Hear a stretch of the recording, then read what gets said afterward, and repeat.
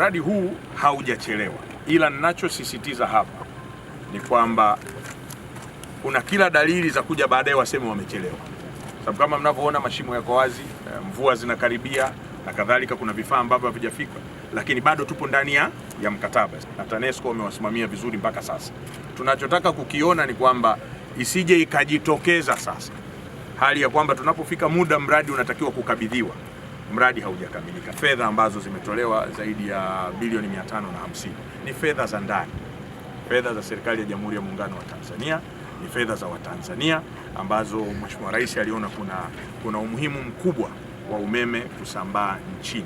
Tunao umeme wa kutosha na tunachofanya sasa hivi ni kufanya evacuation, kuondoa umeme kwenye vituo vya uzalishaji na kuufikisha kwa wananchi. Sasa Dodoma huku tukijaliwa kufika, tuna kituo kikubwa sana kiko Zuzu.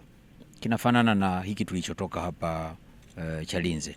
Kwa hiyo pale pia ni kama njia panda.